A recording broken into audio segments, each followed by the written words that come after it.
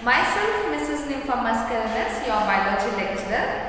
So here students, as you all know, we have started with chapter 5. Okay, chapter 5 is about morphology of a flowering plant.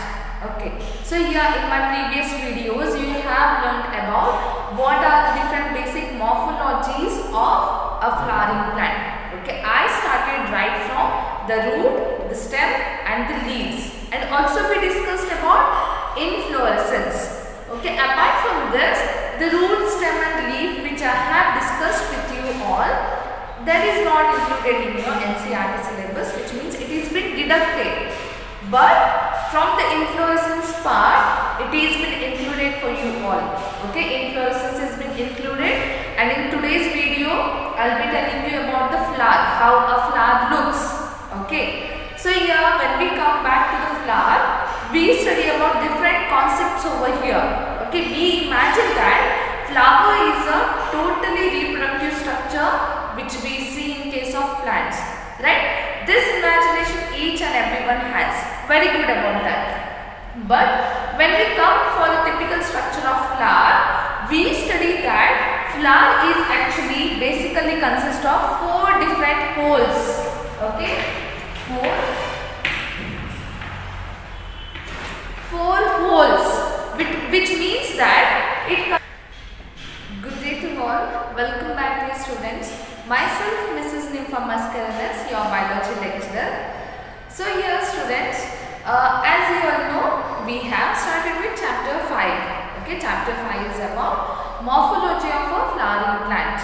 Okay, so here in my previous videos, you have learned about what are the different basic morphologies of a flowering plant. Okay, I started right from the root, the stem and the leaves, and also we discussed about inflorescence. Okay, apart from this, the root, stem and leaf which I have discussed with you all, that is not included in your NCERT syllabus, which means it is been deducted. But from the inflorescence part, it is been included for you all. Okay, inflorescence has been included, and in today's video, I will be telling you about the flower, how a flower looks. Okay, so here when we come back to the flower, we study about different concepts over here. Okay, we imagine that flower is a totally reproductive structure which we see in case of plants, right? This imagination each and everyone has. Very good about that. But when we come for the typical structure of flower, we study that flower is actually basically consists of 4 different holes. Okay, 4 holes, which means that it consists of 4 circular arrangements. Okay, 4 kinds of circular arrangements of different kinds of parts of a flower. Okay, so here the 4 holes which are there, those are said to be, okay, I'll write it down here. Okay, those are said to be calyx, corolla, androecium,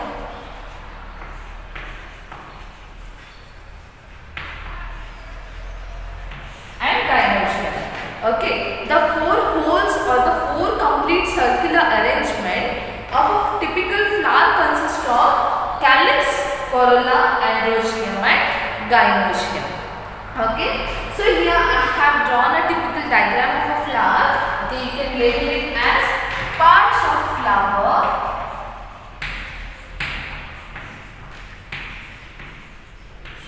Okay, parts of flower. So here what we can study that, so first what we'll do is we'll count different holes over here, different circular arrangements.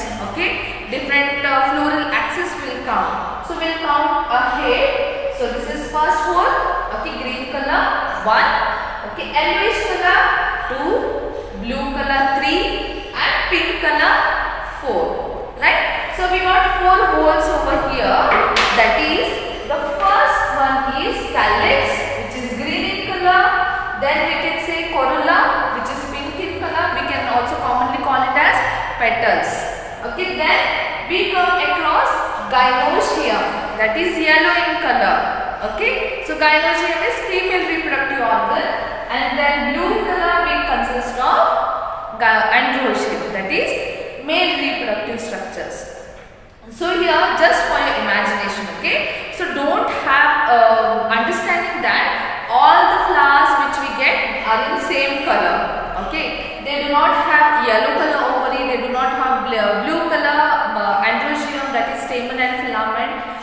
Just for an example, for having the differentiation of different parts of a flower, I use different colors over here, okay. So here we can see that on the basis of color, we have the 4 colors which are attached with each other towards the base. Okay, those are first green, pink, yellow and blue. So here we can see that there are 4 different holes in a typical flower, and those holes consist of calyx, which is the basal-most region and green color, then corolla, which is also commonly called as petal, which is pinkish or any other different colors you get. Then you get the ovary, which is the female reproductive organ, and then you get the stamen and filament, which is the male reproductive organ. Okay, so this is about 4 different holes which you find in a flower. So before this, like I have told you, flowers are in variety of colors. Okay, you find variety number of colors in case of flowers because just to attract the pollinators. Okay, so here there is no such problem for pollination in case of hibiscus. Okay, because hibiscus, like I have drawn this picture, is a bisexual plant. Okay, being a bisexual plant, they need not worry for the pollination because they can undergo self-pollination because they have the female reproductive organ and also they have male reproductive organ in them. That's why we can say this is a bisexual plant, okay, or a bisexual flower. But the problem comes with the unisexual flower or a unisexual plant. Okay, therein what they do, either unisexual consists of male plant or a female plant. Male plant give rise to the male flower consisting of the androecium, and female plant give rise to the female flower consisting of the gynoecium. So here the problem comes because they have to undergo fertilization. If the male plant is situated to one end and female plant is situated to the opposite end, so during that time obviously fertilization is quite risky for them. That's why flowers have gained coloration. Okay, so you can understand that why colors have come in case of flowers. Okay, colors have emerged in case of flowers just only so that they can attract certain pollinators so that they can undergo easy mode of fertilization. Because pollinators, you can take the example of honeybees, a common pollinator which each and everyone has seen. What honeybees do? They go and collect pollens from one flower. They collect pollens from one flower and go to the other flower too. And during that time, the pollen which are in the pollen bags fall off. Okay, and this is how cross fertilization takes place in flower, which is good on the basis of genetics. Okay, because genes are carried on. That's why with the aid of cross pollination, flowers are highly different color so that they can undergo cross pollination and they can attract certain pollinators. This is one thing. And other thing, commonly you all know, flowers, that is due to pigmentation they have, the different pigments give different kinds of coloration. This is all we study in case of molecular biology. We get certain pigments, okay, these pigments give the coloration to the flower, and this is how we get different colors in case of flower. Okay, so this is about coloration and this is about different kinds of holes in case of flower. Okay, so here these holes are arranged on the floral axis. Okay, and here we see that, okay, so we see that when we just observe the flower, we obviously get the idea that flower is a reproductive unit of an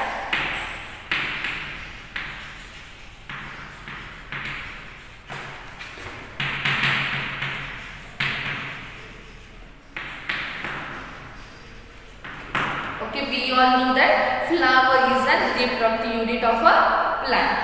Okay, if a plant gives rise to flower, we can say that it belongs to angiosperms, Okay, and that's why it is a reproductive unit of a plant. So this is how we can say flower is a reproductive unit of a plant. It consists of 4 circular arrangements. Okay, 4 kinds of circular arrangements of different kinds of parts of a flower. Okay, so here the 4 holes which are there, those are said to be, okay, I'll write it down here. Okay, those are said to be calyx,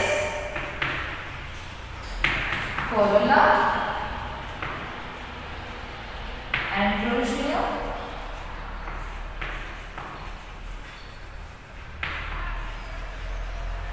and gynoecium. Okay, the 4 holes or the 4 complete circular arrangement of a typical flower consists of calyx, corolla, androecium, and gynoecium. Okay, so here I have drawn a typical diagram of a flower. Okay, you can label it as parts of flower.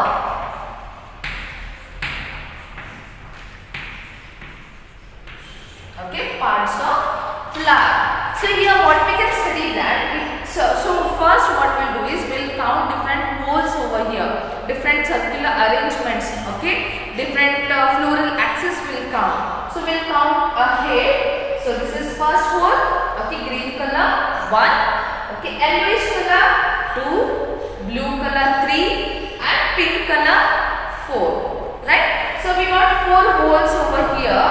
That is, the first one is calyx, which is green in color. Then we can say corolla, which is pink in color. We can also commonly call it as petals. Okay, then we come across gynoecium, that is yellow in color.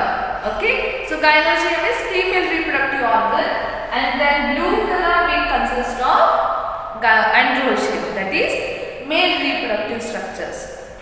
So here, just for your imagination, okay, so don't have understanding that all the flowers which we get are in same color. Okay, they do not have yellow color ovary, they do not have blue color androecium, that is stamen and filament. Just for an example, for having the differentiation of different parts of a flower, I use different colors over here.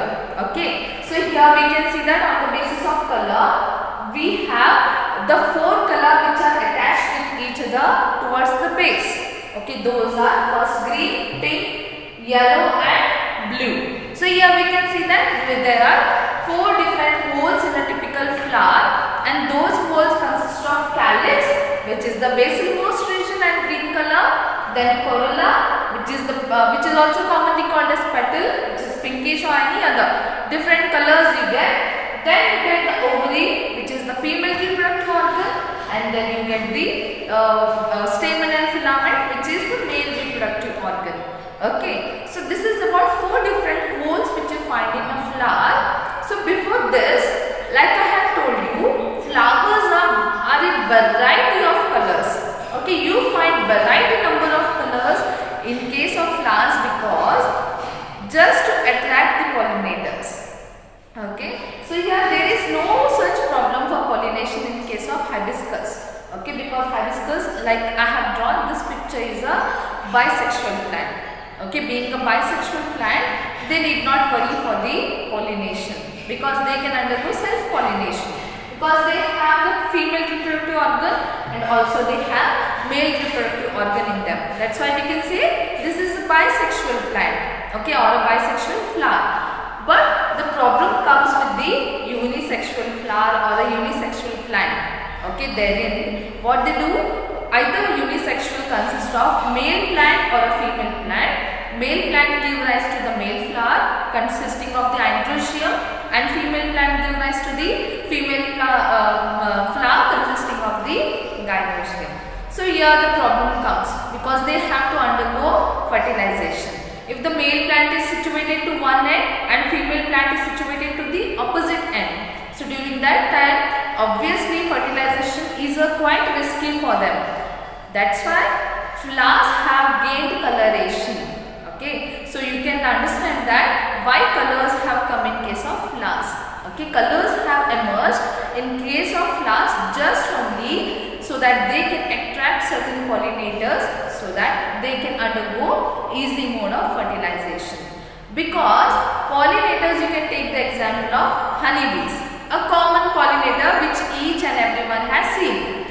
What honeybees do? They go and collect pollens from one flower. They collect pollens from one flower and go to the other flower too. And during that time, the pollen which are in the pollen bags fall off. Okay, and this is how cross fertilization takes place in flower, which is good on the basis of genetics. Okay, because genes are carried on. That's why with the aid of cross pollination, flowers are highly different color so that they can undergo cross pollination and they can attract certain pollinators. This is one thing. And other thing, commonly you all know, flowers, that is due to pigmentation they have, the different pigments give different kinds of coloration. This is all we study in case of molecular biology. We get certain pigments, okay, these pigments give the coloration to the flower, and this is how we get different colors in case of flower. Okay, so this is about coloration and this is about different kinds of holes in case of flower. Okay, so here these holes are arranged on the floral axis. Okay, and here we see that. Okay, so here we can say that flower is the reproductive unit of a plant. Okay, if a plant gives rise to flowers, beautiful flowers, so here we can say that that is the reproductive unit of a flower, right? So flowers are emerged only in case of angiosperms, right? And the reproductive unit of angiosperms are flowers. Okay, so here being the reproductive unit, they aid in case of reproduction because they have certain male and female reproductive organs. They help in case of reproduction. Okay, and apart from this, we also have other structures in flower. Okay, by basically looking at the outermost structure, if a flower blooms, we can say that it is the reproductive structure. But when we go on the basis of morphology, because the chapter 5 deals with morphology, morphology in the sense means that we have to dissect up a flower. Okay, we have to open up certain parts of a flower without the help of any microscope. Just we have to look at certain parts which are visible to our naked eyes. Okay, by looking at these parts. Okay, you can take a flower at your home. Okay, I suggest you better take a hibiscus. See, your confusions won't be created. That's why better you take a hibiscus flower if it is at your garden. Okay, so you can take that flower. You can just separate certain parts. Just separate petals. Just separate androecium part. Just separate gynoecium part. Separate calyx. Keep it one side and observe or listen to this video. Okay, what you can do is you find different parts. Okay, there are two accessory parts.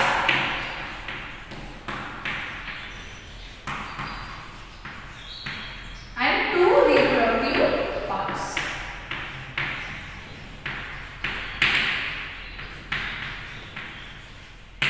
Okay, you may ask me, ma'am, why only two accessory parts or two reproductive parts? Okay, you may see that I told you flower consists of two accessory parts and two reproductive parts. Okay, so on the basis of this, I told you that flower consists of four different folds or four different circular arrangements which are attached at the base. So on the basis of four different arrangements or four different folds, we can say that there are two accessory parts and two reproductive parts. Two accessory parts are nothing but, okay, I take other chalk. Two accessory parts are nothing but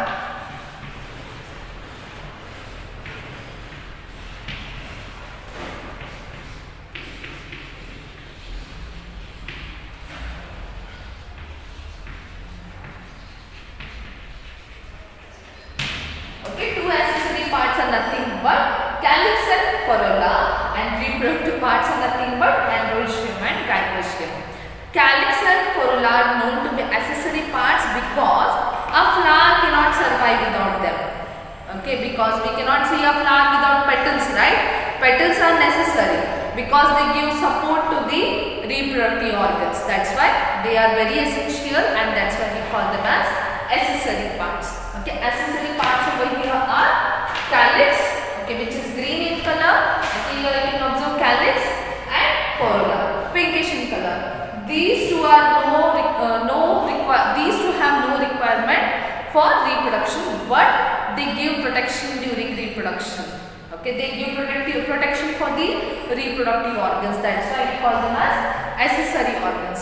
Without this, a flower cannot survive because they cannot protect their reproductive organs. Infection takes place, and that's why we can see a flower will not survive. That's why we say these two are accessory organs. Okay, and then coming back to reproductive parts, we can say that androecium and gynoecium are the reproductive parts which we see. So that's why we can say there are two reproductive parts. So here overall we got 4 different parts about the flower, of which 2 are accessory and 2 are reproductive. Okay, so this is about parts of flower. So coming back to structure of a flower. Okay, I'll deal in detail about different parts further, but right now for your understanding I would like to convey you all this message. Okay, you can see that I told you about 4 parts. One is calyx. Okay, calyx can also be called as sepals. Okay, sepals and calyx are both one and the same. The next part is corolla. Okay, which is the pink color petal. Okay, petal, it can be also called as petal or corolla. Okay, and then we can see about gynoecium, the ovary part which I have drawn yellow in color. So gynoecium basically consists of stigma, which is the uppermost part, style and ovary, okay, which is the lowermost part. Ovary can also be called as ovule. Okay, all these 3 parts are together called as pistil or carpel. Is it clear? So pistil and carpel are both one and the same, which are given the address for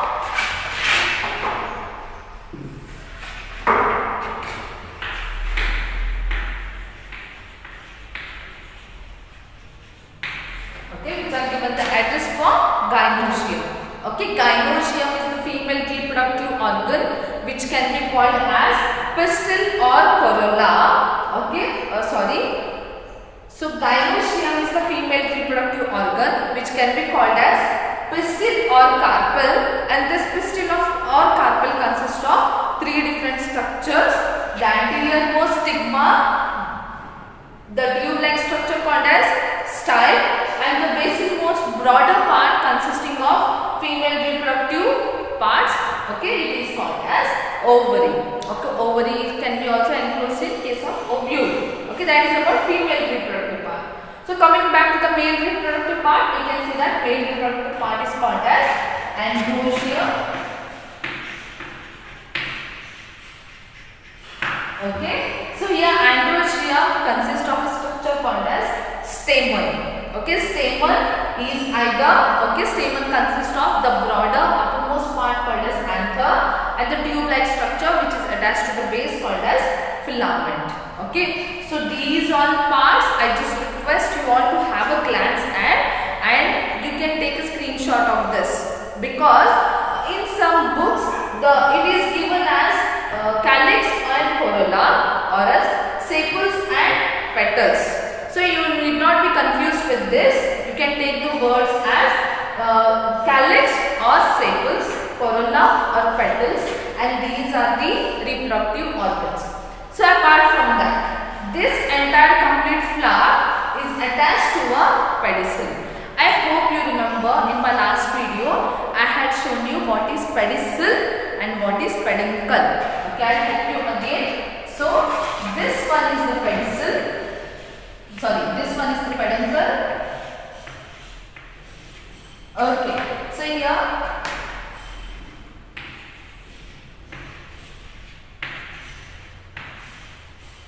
I'll help you all again. This particular part is called as peduncle. Okay, and this part is called as pedicel. Okay, so this is how you get the differentiation between peduncle and pedicel. So here you can see that this is obviously a pedicel. So here pedicel also consists of certain broader end. Okay, calyx ಮತ್ತು pedicel ನಡುವ one broad end ಇರ್ತದ. So that broad end can be called as receptacle, or it is also called as thalamus. Okay, this can be also called as thalamus. So these are the parts of typical flower. You can just have a glance at it, or else you can take a screenshot of this so that I can move further. So this is about different parts of flower. So now you can see that, like I have told you, a flower can be either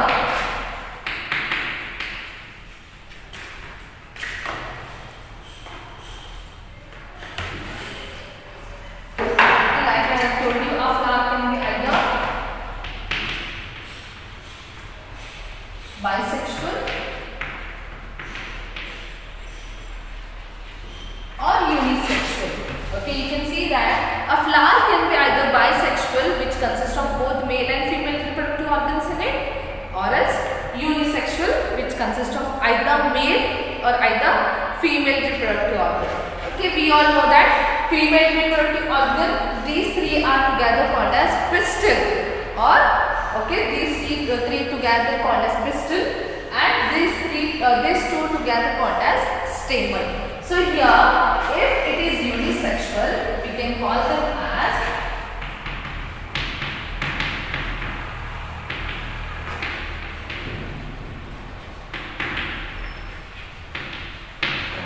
we can call them as either pistillate or staminate flower. Pistillate flower means that it is totally female flower.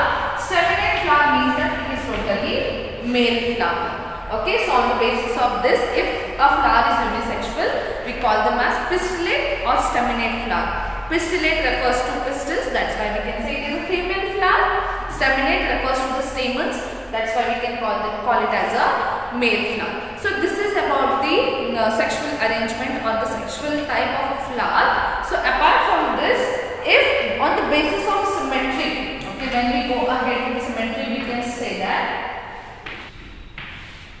okay, on the basis of symmetry, symmetry, you all know that if we divide an animal along any of the plane, vertical plane or horizontal plane, we have to get certain symmetry. Okay, the organs which are present on one side must be identical to the organs which are present on the other side. Just for an example, we are bilateral symmetry. Okay, all humans are bilateral symmetry, but do not cut yourself and observe. Okay, we are bilateral symmetry because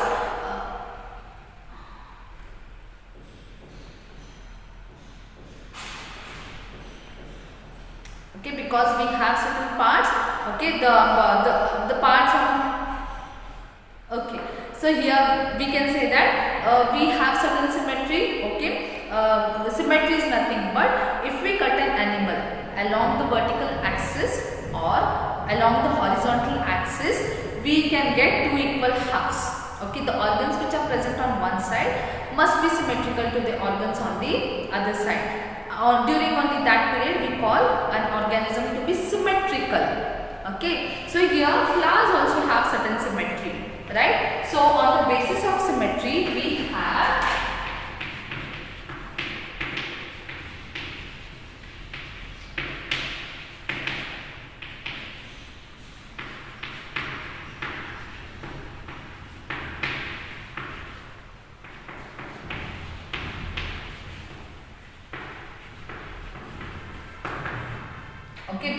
three kinds: actinomorphic, zygomorphic or asymmetric. Asymmetric word is easy and convenient.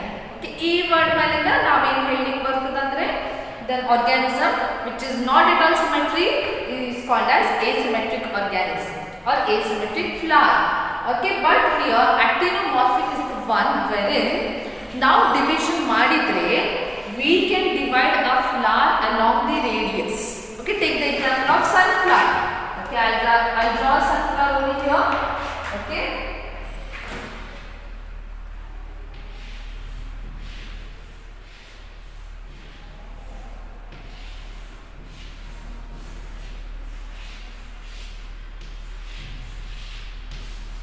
Okay, so I hope I have drawn it over here.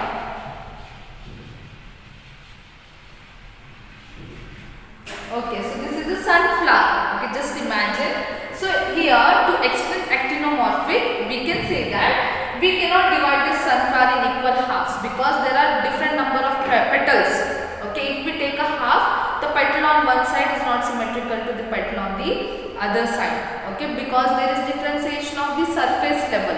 That's why we can say that we can divide a sunflower along the radius. Okay, I'll cut it along the radius. Okay, so this is the centermost part. So cutting along the radius, we get exact symmetrical parts of a flower. Okay, so while this, okay, we can say that from the center of a flower, if we cut a flower along the radius, then we get the radial symmetry in case of flowers. So during that period, we can call a flower as actinomorphic flower. Okay, so this is an actinomorphic flower. So you can take the example of certain chili flowers, okay, certain lily flowers. So these are actinomorphic flowers. So then coming back to the zygomorphic flowers.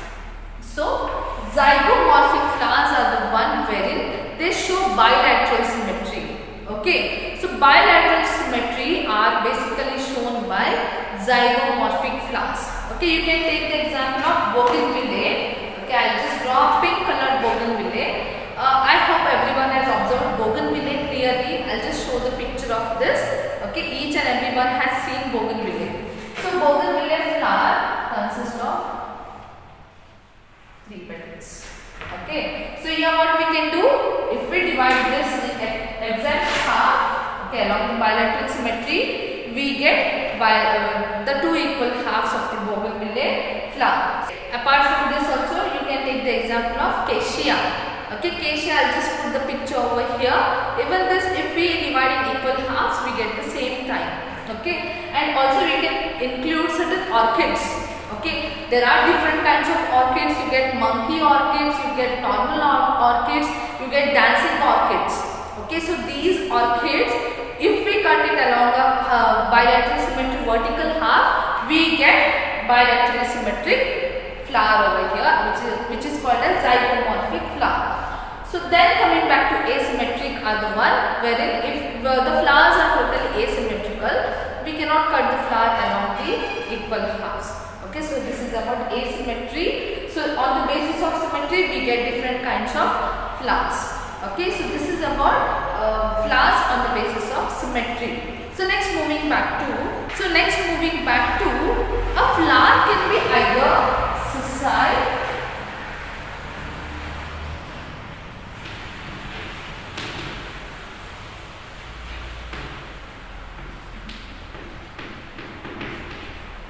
a flower can either be sessile or pedicellate. Pedicellate flowers are the one which consist of pedicel, obviously. So this kind is very easy.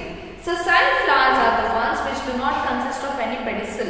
They directly consist of the part of a flower which takes them into different petals. Okay, these are example of sessile flowers. So here on the basis of pedicel or presence or absence of pedicel, we can say that a flower can be either pedicellate or sessile flower. So here there are certain flowers too. Like we saw over here, a flower consists of, hibiscus consists of calyx and corolla. Okay, they consist another term called as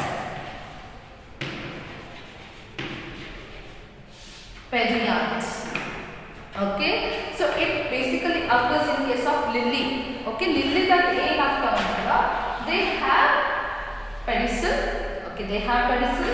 So here in case of calyx, they have,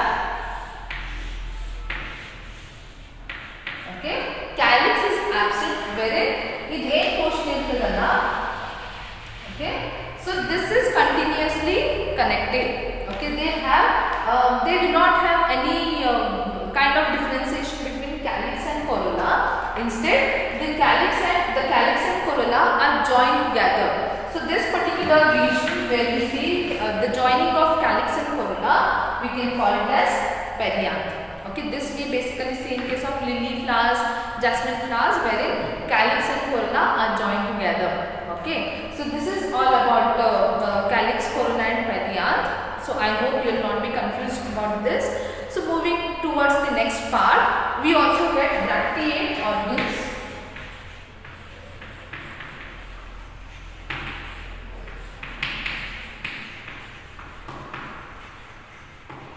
Okay, we get bracteate and ebracteate flowers. Okay, I'll just put the picture over here.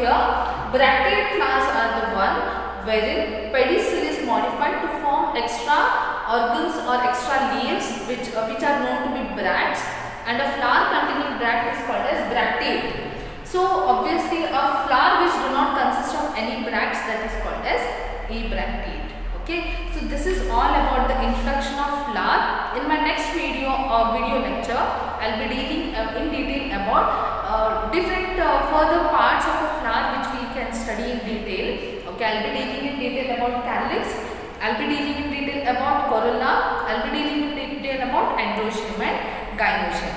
So this is all about today's video. Today's video you will find all the basic concepts of a flower. Okay, I'll revise in a quick way to you all, that is, these are the different parts of a plant, different parts of a flower. When we come to the flower, we call it as a reproductive structure. Okay, flower consists of 4 whorls, 4 circular arrangements which are joined together for a single base. First circular whorl is called as calyx, second is corolla, third is androecium or gynoecium if it is a bisexual plant. Or unisexual plant, we see either presence of androecium or either presence of gynoecium. Okay, this is about whorls of a flower. So moving back to the next part, I told you about different parts of a flower. Okay, and their function, what they do. I told you about accessory parts and I told you about reproductive parts. Okay, and after this we have dealt with the symmetry. Okay, on the basis of symmetry we have actinomorphic, zygomorphic or asymmetric organism. Asymmetric flower. And then coming back to the next part, we saw that